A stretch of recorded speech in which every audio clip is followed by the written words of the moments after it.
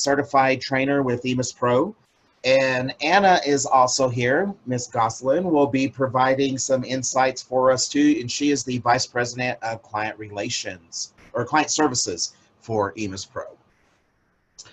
So today, what we're going to do is our overview. We're going to learn some tactics for managing relationships with those gatekeepers. We're going to focus basically on high schools and high school visit management, but this is some tips and tricks that you can use for pretty much any gatekeeper that you're working with. We're going to learn some data management and reporting tips. We want to get these out there so that way, you can use those to inform, decision making. We want strategic decisions. We all know how tight budgets are, and so the more information we have for those decisions, the better off we're going to be. And then how EMAS can help you with your territory management. Our agenda includes, we're going to give you an Eastern overview today. How do we build relationships with our gatekeepers? How does our admission counselor, admission advisor, recruiter, whatever we're calling them at any campus, how do we assign territories and make sure that they have the right students in their territories? We're going to talk about how we do our high school visits. And then we're going to talk a little bit about our reports that we created with EMAS Power Report Writer. And then some other little things, measuring how does it work and some trial and error things. Then Miss Anna is going to do a presentation on the popular EMAS reports that are in EMAS for the territory management. We're going to have some questions and answers, and then at the end, we're going to ask you, what did we cover that you liked, what didn't we cover, and what do you want to see when we do round 2? One of the things with recruitment and territory management, EMAS. There's all the different features of EMAS. You may not have all of them. Today may inspire you to get all of them, but there's pretty much anything and everything that you could need to recruit and do territory management with EMAS. A lot of different parts of the entire program here of the suite. So let's dive in.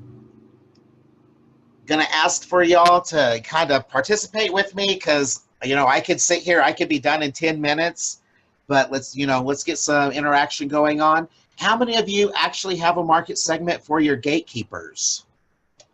If you want to raise a hand, if you want to chime in.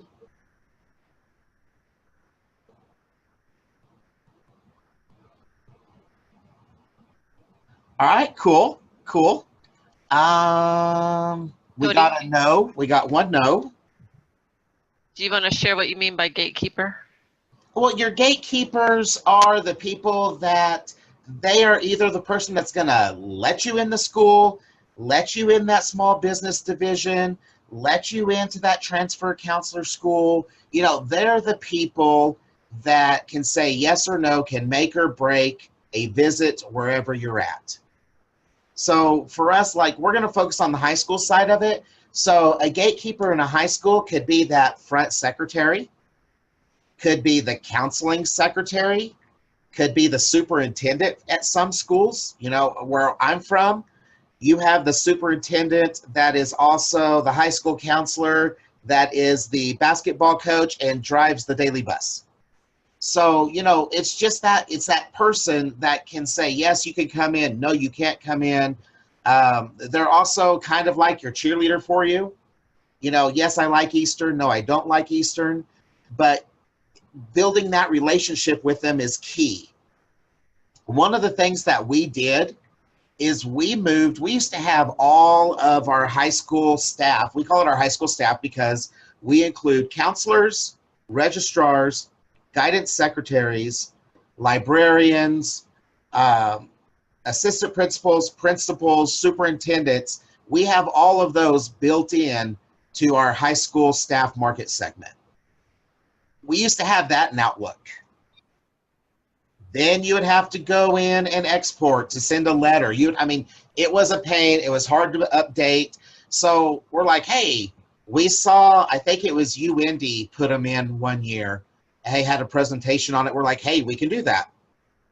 We came back, we put them in EMAS, we eliminated our outside databases, It's easy to maintain for us because they're all in EMAS, and we maintain EMAS records every day. So once you get that high school market segment built, it's really, really easy to maintain.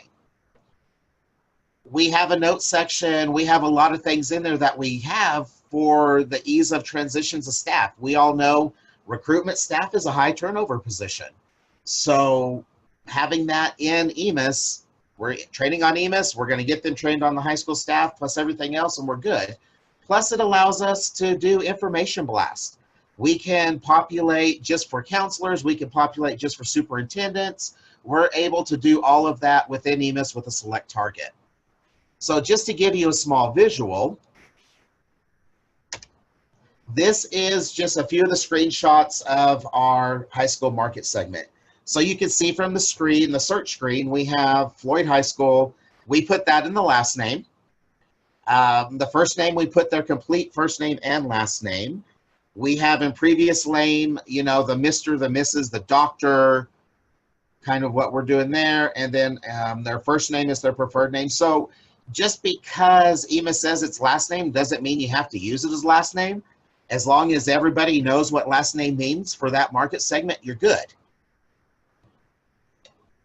Within the demographic screen, you can see we actually put middle name as their title. So that's their title at their school, and their last name, like I showed, is their high school. Over in the addresses, we put the school's address with their email, their phone numbers, and everything. We also tie them to the high school in the high school screen. And then we repurposed one of the UDF screens. It's UDF2. I think it's UDF2. We renamed it. I apologize, I don't remember exactly which one it is. But we can put in, is this the primary contact? Well, we all know we have schools that have multiple contacts. You know, this is the senior counselor this year. So next year they might be the freshman counselor. So every year we get to update this. But this also helps us. This is our luncheon group. We do luncheons every year. We can see if it's a traditional school, a charter school, a home school. So we have that option of pulling it down. And then we have our preview day materials. How many posters and whatnots do we send each time? The priority of the high school, high, medium, low, A, B, or C. And then if they're attending the luncheon, we can pull a list on that. So basically, you can set it up any way you want, but it's a really, really good thing because it's a lot easier to communicate with them. You can send emails through there. It's all tracked. And so as folks leave, or if I see that we're having an issue with the school, I can go in and be like, so why are we not able to get into Floyd High School? I can see how many contacts that we actually sent to try to get in this high school. Questions? So just as an example, this is one of the communications that we pull because of the high school market segment. This is our luncheon invitation. It's just the top of it, but it allows us to pull the information quickly. It's all up to date. We do those every beginning of the year in August. We call every school, get everything up to date, and go from there.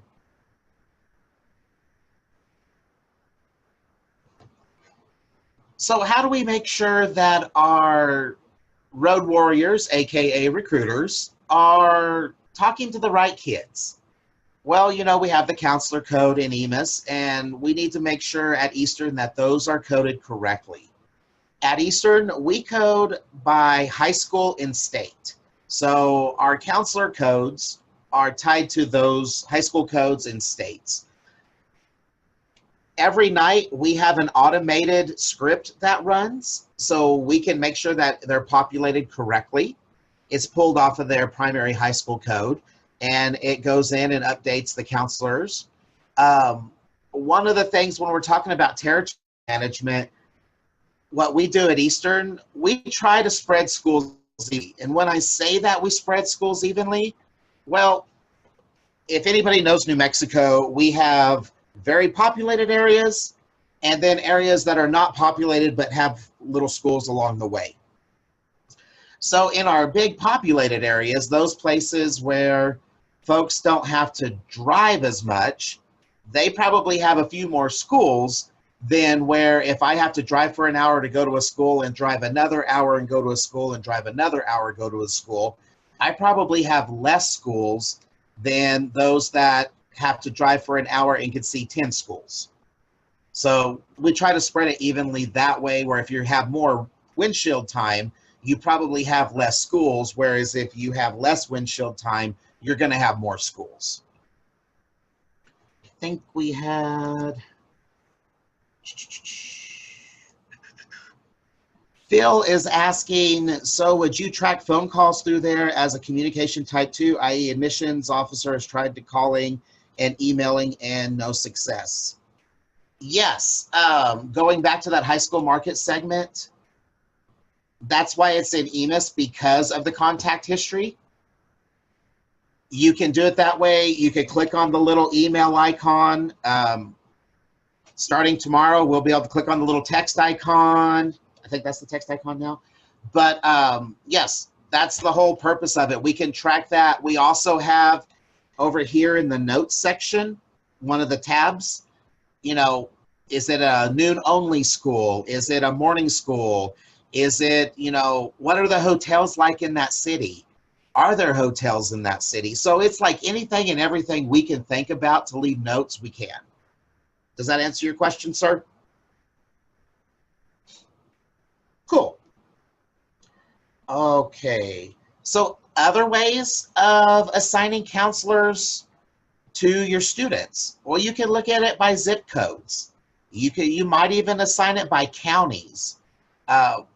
Sometimes you might look at putting a recruiter in their hometown or their home state, depending upon if they went out of state for school or not. Another way to do this is through another automated process called a user exit. It goes off of criteria to assign the codes automatically for you. Not sure of how many of you are familiar with a user exit, but I would definitely say we've been with EMAS for years, almost over 16 years, and we just got our first user exit this year, and we're ecstatic. I can't believe we've lived without one. But it helps auto-populate certain areas of what we need done. So if you're interested, contact support. They would be happy to work with you on that. One of the questions we always get, and it's really, really interesting, is why are we recruiting this high school? Well, why is this high school a high priority? Why is this high school a low priority? Why is this high school, you know, is it an A, B, C, or D? Well, we have found that with our budgets tightening, we've had to prioritize high schools. In the beginning, we used to have a report that was created that gave us like 5 years of data showing how many students came from each high school. We went through that and we categorized them and was looking at that and we're like, hey, okay, this is an A priority. We're constantly getting students from this school. A B priority is, you know, we're getting students, but every other year kind of thing. And then a C priority is maybe once every 2 to 3 years. So we all sat down, we talked about it. We're like, we've got to start prioritizing. So we came up with the following categories. A is our high priority, and those are visited monthly. Yes, monthly. Our B priority are visited twice a semester. And then our C priority, or our low priority, we like to do drive-bys, or if we can, we'll visit them once a semester. And so drive-bys, you know, drop in, hey, Counselor Smith, I'm in the area, wanted to drop off more materials with you, and just wanted to make sure, you know, you had our up-to-date stuff. You know, we got recruiter input. You know, we might have a high priority, and after the fall semester, we're going into the spring, and a recruiter will come to us and be like, hey, I do not have interest here this year. So we'll kind of adjust those for the spring travel. But this is also how we figure out our travel and how we go about figuring where we're going to go and what we're going to do. One thing that we have decided to move forward with is, after Miss Roxy Pearson from Emporia gave a wonderful presentation at conference, we're going to start diving into Kaleidoscope a lot more. you know, just from the little things that she showed us and just a little bit of what we've been playing with and what we learned at conference from her, this is a really cool tool. You may or may not have access to it. You might want to talk to your EMAS DBA or your database administrator there, or whoever your EMAS champion is on your campus. But we're going to go into our version of it, and I wanted to show you a few things. So stop share, share screen, this one, share screen, exit, escape. And so, oh, here we go. So this is Kaleidoscope. And there we go. We were playing in it. I didn't get back. I apologize for that. So when you log into Kaleidoscope, this is what you're going to see. The features that we really like and what we're looking at is the heat spots, or it shows on the map where students are coming from. So here is the heat spots map for the United States. So we can see, yes, we know primarily we get all of our students from New Mexico. We've gone through and created our filters on this. You could filter any way you want. Let's just start from the beginning, and we're going to clear everything. And now you can see for the statistical years of 17 through 19, which is located here, here's the heat spots of where we're getting our students.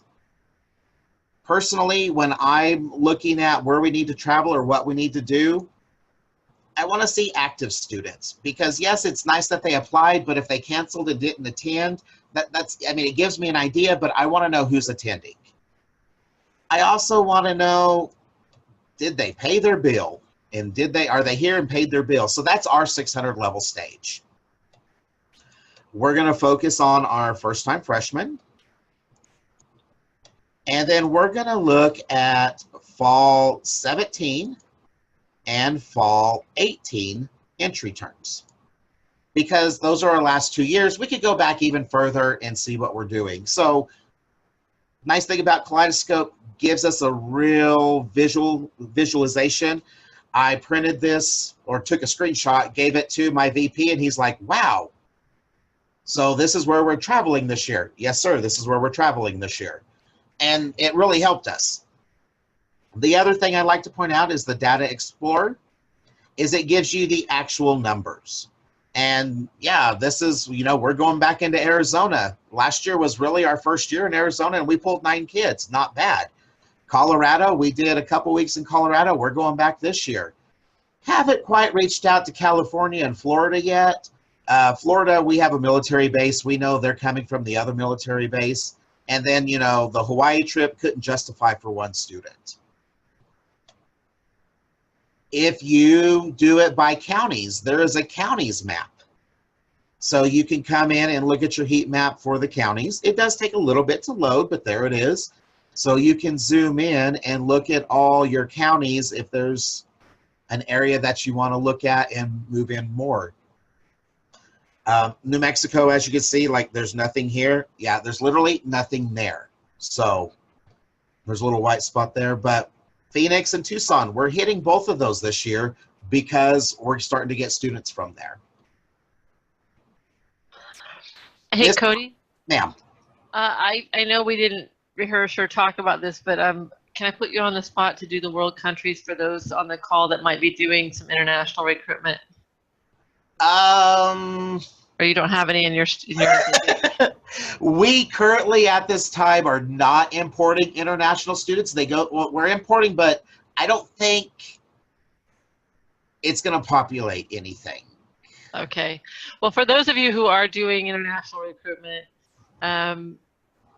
it's not going to do it down to the detailed region. It's not going to do, for example, the you know, all the counties in the UK or in any other country, so to speak, but it will show you highlight areas. So if you do have, you're trying to reach out and understand, you know, whether or not you used to pull tons of international students from Saudi Arabia and now it's looking like it's bigger in India or China, you'd be able to see that pretty quickly. And you have the Data Explorer to give you the detail.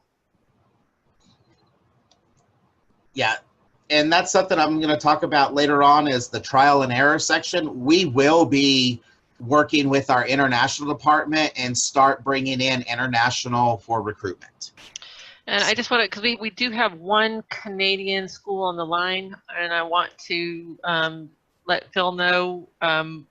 We'll talk offline separately if you're interested in this tool about what it would look like for Canada.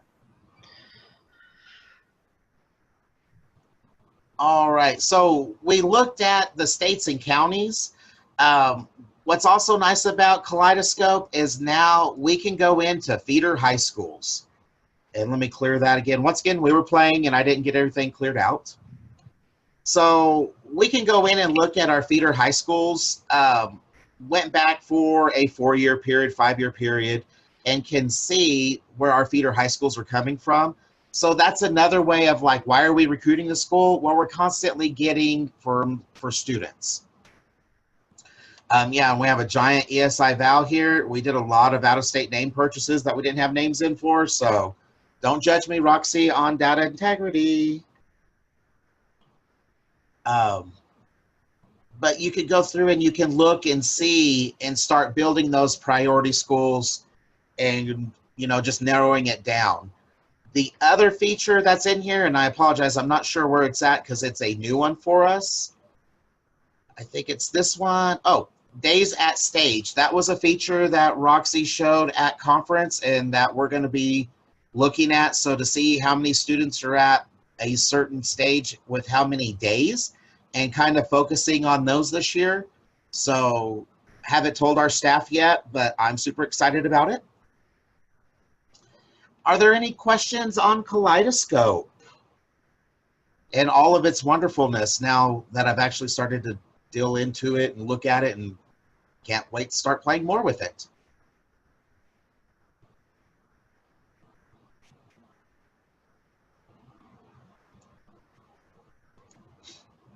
Okay, let me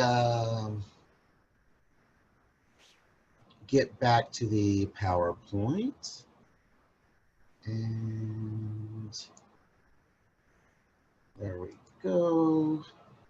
We'll zip through where we were. So one of the things that we've done, we've purchased iPad minis. And so, you know, wow, you're giving me an iPad? Well, yeah, we're giving you an iPad for work. It's not for play. We bought the iPad minis so that way we could use EMAS Mobile on the road. EMAS Mobile has come a long, long way. What's really cool is our recruiters now have access on the road. They can build their queries while here. They're good to go. They can pull those for the high school if they need to. They're always going to have up-to-date information because it connects right with the database here. They can edit a record if they need to. So if we're talking to a student and the address isn't correct, or if we need to add some notes on the student, or if we need to, you know, hey, I didn't get my admission letter. Can you send me another one? Sure, I can add that right on in for you. We'll get that out today. So that's the really nice thing about EMAS Mobile. And it just gives your road warriors, your staff on the road, another tool to use to keep track of their students. Hey, Cody. Ma'am. You can also use EMAS Mobile and Kaleidoscope together for your counselors out on the road.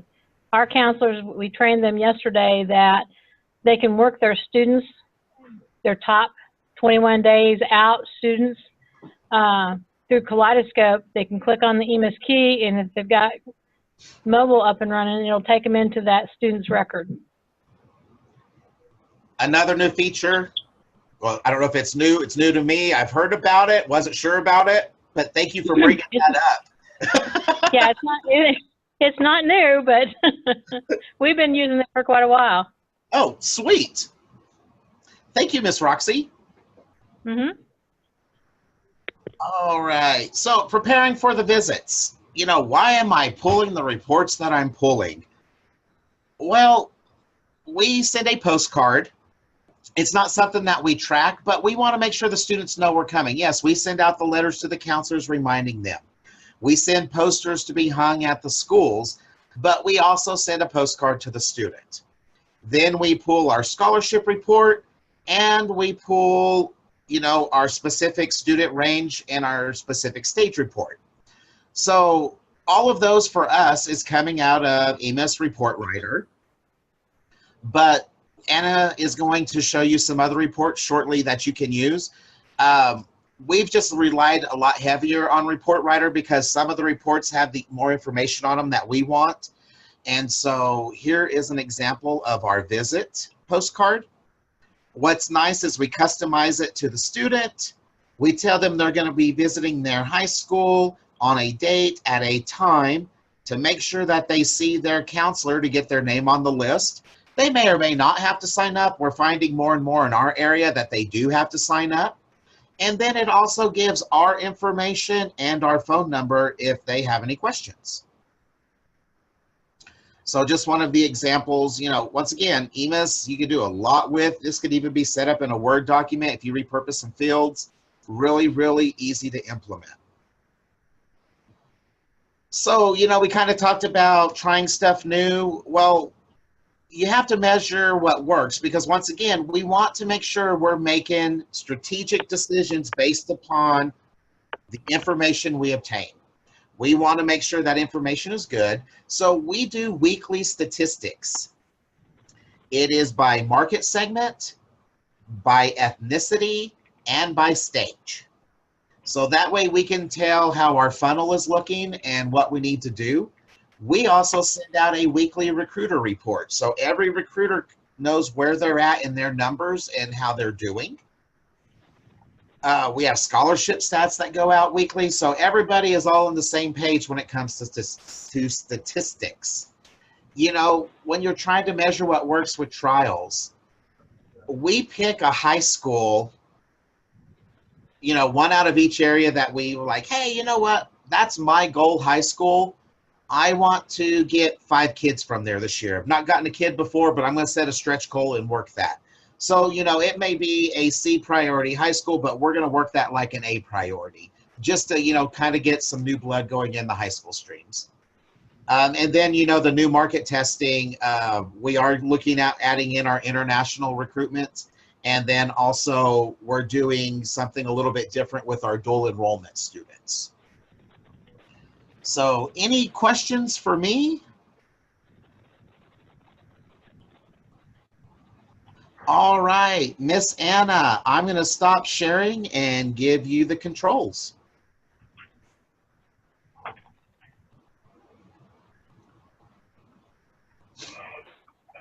Thank you, Cody. Can everybody hear me? Somebody say yes. Yes. Okay. Yes. Thank you. Okay. All right. I'm just gonna get a second here to share my screen.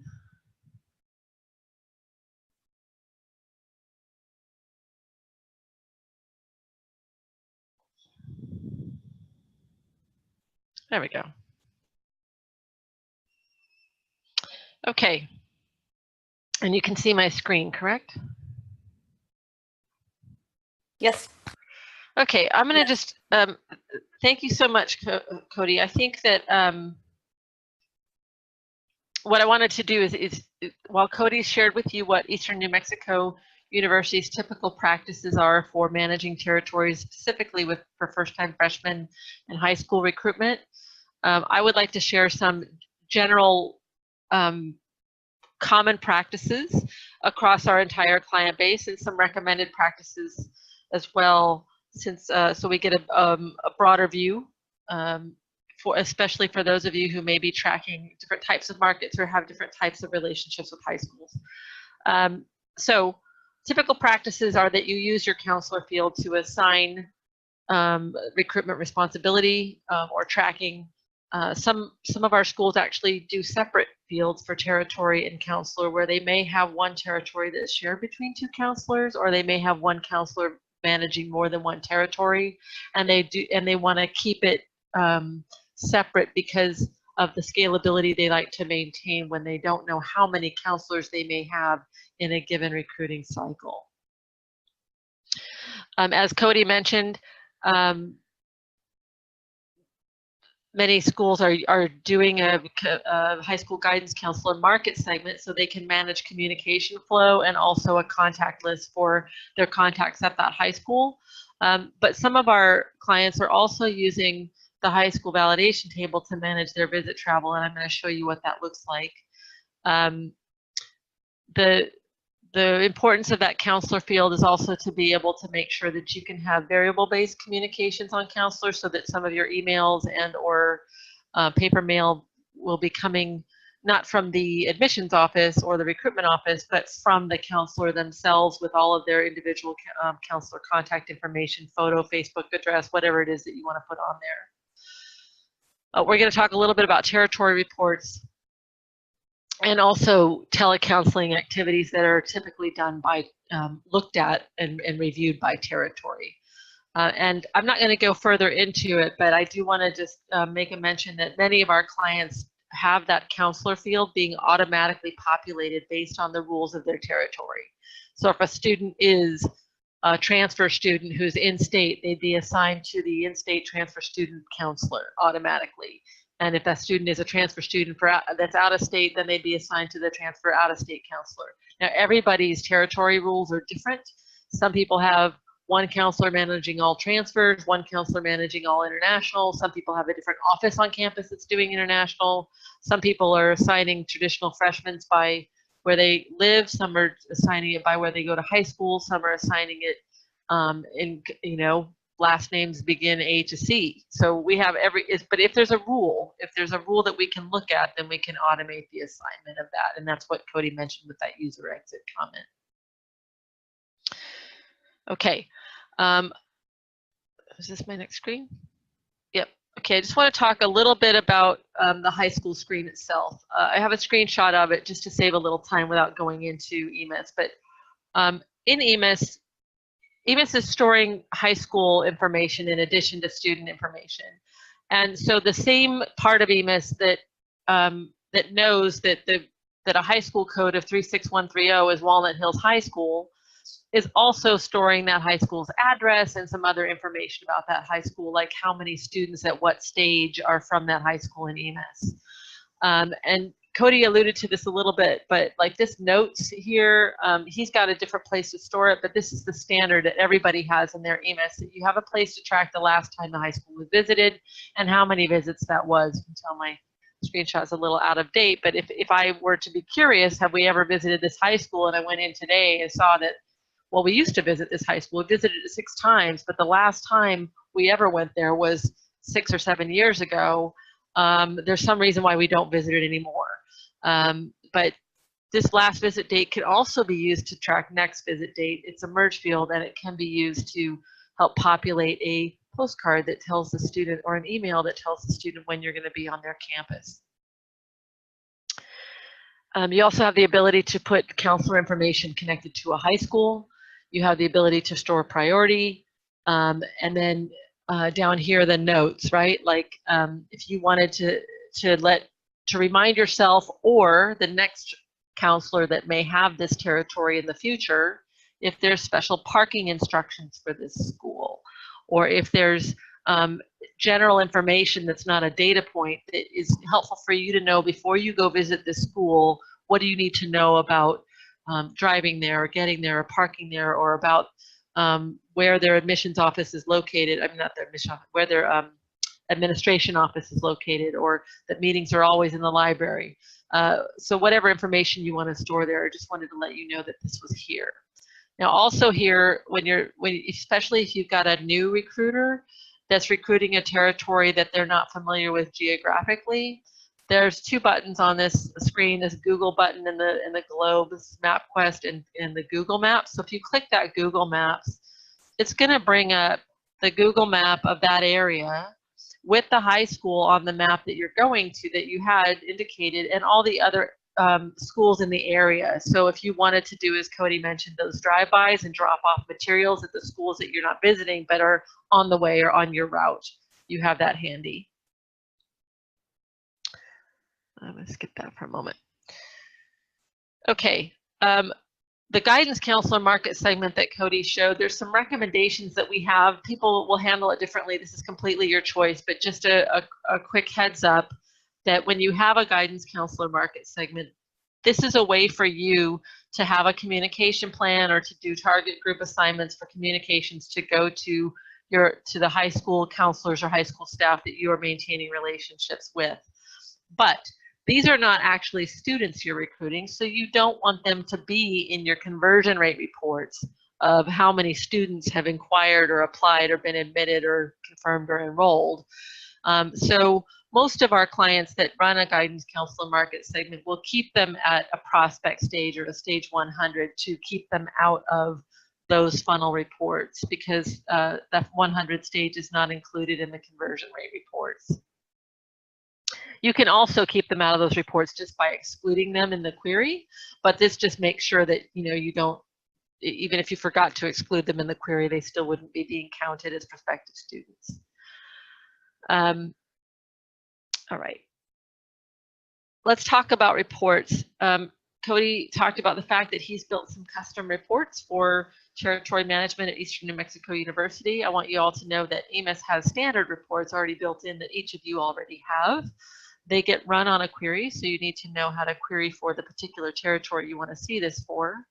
But the typical ones used for territory management are frequency by primary high school, which is a nice companion to that dashboard in the kaleidoscope that Cody showed about the feeder high school. So show the top 10 or 20 or 5 feeder high schools for a particular area. The frequency by primary high school will give you more detail. It will give you the high school count within that query, not just for the top 10, but for all the high schools, for example, in that territory. So you can quickly see your middle tier and the ones that aren't necessarily at the top feeders, but that you need to keep track of as well. There is a telecounseling report that runs by counselor, which means you can see even the calls that you did not make, but other callers made to the students that are in your territory. You can see the activity of those phone calls and that outreach, the success of those phone calls and outreach, and any notes. So if you have student callers that are calling prospective students in the evenings, and while you're off at home having dinner with your family, somebody else is calling your prospective students and you want to see how did it go, you can run those reports to see the results of the people who were called that are in your territory. Frequency by source code, and when you run it on your own territory, you're going to see where are these names coming from. Are you getting a lot of these names from high school visits? Are you getting them because people had their ACT or SAT score sent to you? Are you getting them from college fairs? Which college fairs are you getting them from? Which college fairs are converting more students? So there's a lot of information to be had in here. The frequency in your territory by term, by interest level, by primary major, and by stage are all also helpful for you to get a data picture of what's going on with the students you're recruiting in your territory. One of the most valuable ones that we're going to take a look at is the conversion rate by counselor, where you're going to see not just how many students inquired and how many students enrolled, but you're going to see the conversion rate between each of the stages to see where certain areas are dropping off, and perhaps get those insights of why. And then obviously student lists, when you actually need to have a list of the students and their names and their data about the student, not just counts by categories. Some other ones that can be used on a regular basis by counselors and recruiters: communication sent, conversion rate by counselor, which we're going to look at. The 2-year comparison by counselor is going to be a year-to-year comparison of those conversions. And let's just dive in. Okay, can you see, this is a little small, but this is a conversion rate by counselor in high school. I'm just showing the first page. This is a many-page report when you run it for all of your territories at once, but you can also just run it for a single counselor if you prefer. But in this case, my example is a territory that's managed by Amanda, and in Amanda's territory, there are a lot of high schools. And this particular report that I'm running is going to show not only her total conversion, but her conversion by each high school in her territory. So if I take a look at, for example, this first one, Albasset Academy, she had 4 inquiries from there. One of the students from there is still an active inquiry, meaning they haven't applied, they're just sitting at the inquiry stage, but 3 of those 4 did apply. They applied, One of them is still sitting as an applicant, meaning they haven't received an admission decision yet from the institution. And that may be because they haven't submitted all their required documents. So that's why they're still sitting there as an active applicant. And then out of that, the other two of those three were actually accepted. So nobody was denied from this particular high school. And both of those accepted students confirmed and enrolled. So out of 4 total inquiries, 2 students enrolled. That's a pretty darn good conversion, but these are pretty small numbers. This isn't one of the top feeders for Amanda. We're not looking at her entire list. You see, we're only going down to the C's. She's got pages and pages of this, so some of her feeder high schools might be on the next page. But if we take a similar look here at some of these other high schools, you can see that you can get a chance of the conversion rate and ultimately the enrolled. Your yield is over here on the right. When we get to the last page of Amanda's, and I'm sorry I don't have it on my example, but you're going to see the total for the total territory. So she's going to have larger numbers, you know, like from 4,000 inquiries, there were 2,000 apps and 1,000 admits and 500 confirms and so forth. So the total is also available in this report. This is just one of many conversion rate reports, and this one happens to be by high school per territory. I mentioned that there's a telecounseling report by territory as well, and that's the call detail by counselor report. So if you've got telecounseling going on where someone else or student callers or other callers may be calling students who are in your territory, you can run this report to see how it's going. So we've got Amanda's territory again, and these are the students that have been being called. So Wilma was called on this date. It was an applicant phone call. This unknown caller is just because the data that I'm pulling, we've scrambled it. These are not real student names or real counselor names, but your caller ID, so you would know who the caller was because it would have the caller ID here. It says it was a successful call to the student, and any notes that were taken during the call by the caller are going to be here.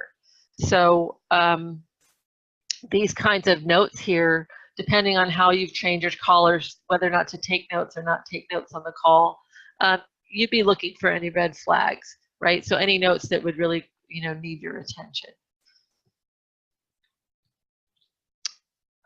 Another typical activity with regards to telecounseling is when a telecounselor or caller is talking with a student and that caller is not the recruiter for that student. It's possible that that caller is going to get questions they can't answer. So if I'm a telecounselor, I'm a current sophomore at the university, and I'm calling other students who are majoring in math to try to talk to them about what the program is like. And while I'm on the phone with this student, the student asks me what the status of their scholarship application is, right? So I can't answer that question. I don't have user access rights to see the scholarship data. And so I am going to, right on the spot, I'm going to click this button here. It looks like a little scroll. It's going to bring up the communication plan, and I'm going to add a new call for this student. And it's a counselor follow-up call about scholarship, and I'm going to assign it to Amanda, the student's counselor. So, you know, I'm a telecounselor, and I'm assigning a brand new call to this student, so that when Amanda comes in tomorrow and looks at her calls due list, she'll have this call in her list, counselor follow-up about scholarship. She doesn't know why she has this call. She knows it's something about scholarship, but if she opens the student's record, she'll see the comments were made that this student, Abraham, said he has questions about the scholarship information that Amanda gave him. I'm scheduling a scholarship follow-up call. So now I know why I'm supposed to call Abraham back, and I have the notes that I need to have to do that call. Okay, I want to, just before I leave that, I want to ask, is there anyone on the call who is doing something like this with their telecounseling? If you are, go ahead and unmute yourself and say so, or raise your hand, or put it in the notes. Anna, at Eastern, we're not assigning that call, our counselors put, or our telecounselors put comments in the call boxes, and then we run the call box report every week to find out what's going on. Okay, got it.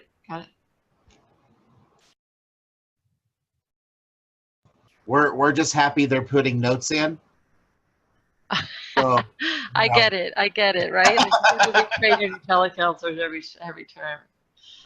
Okay. All right. So we're not going to actually have time to do a big discussion today, but I want to stop here and turn it over to take some Q&A, but I also want to give you a little bit of homework. And that is for the reports that we just listed. If you have never used them before, I'm going to give you some homework to use them a little bit, and ignore this fall 2017. I'm using an old PowerPoint, but just to hopefully have you guys start to play with this. And if you have any trouble or you're not familiar with them, please don't hesitate to send an email to support to ask for more. But we're going to post this video on EMASU, and we're going to also have the PowerPoint available so you can see it later. I'm going to stop here and go ahead and take questions. And for that, I'm going to just leave the screen up and open it up for questions. Please unmute yourself to ask questions, or if you prefer to put it into the call box. We had one question earlier that I answered separately, but just to let you know that for those of you who aren't familiar with EMAS Kaleidoscope, the dashboards that Cody shared with the feeder high schools and the heat maps, that is those dashboards are a web service that is part of EMAS. If you don't have it, there's no additional cost to get it, but you do need to sign up for it because it needs to be included in it needs to be covered in your license agreement. So there's a little sign up for it, and then we need to install it. If your EMAS is hosted by us, we install it. No, you don't need to worry about it. We just install it once you sign up. If you're self-hosting EMAS, which many of you are, we would need to make an appointment with your IT and install it on your servers there. So it's pretty easy to get. Once you have it installed, it's ready to use. So Anna, there's no extra charge for Kaleidoscope? There is no extra charge for the Kaleidoscope dashboards. For the part of Kaleidoscope where we make a predictive model, there is a charge for the predictive model, but there's no charge for those dashboards that Cody showed. Okay. So if the questions aren't pouring out, let me ask a different question. Is there anybody who saw practices we showed today that you are currently not using that you would like to use? And if so, can you unmute yourself and share that so we can know what we might want to point you in the direction of some additional resources? Anna, I would like to know more on how to use mobile with Kaleidoscope. Okay. Very good. So that's probably its own webinar.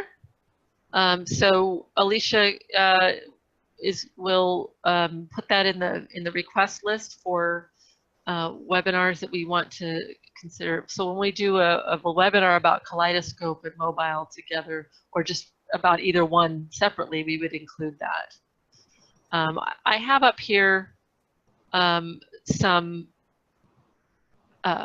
links to EMASU. There's additional ones. Not all of our EMASU links are here for territory management, but we have a whole section on EMASU for territory management that has a lot of information that will help you with anything from reports to queries. And so there's information for you on emasu.com. If you don't have an EMASU login, please go to emasu.com and click register, and then you can get a login, and then all of it will be available to you.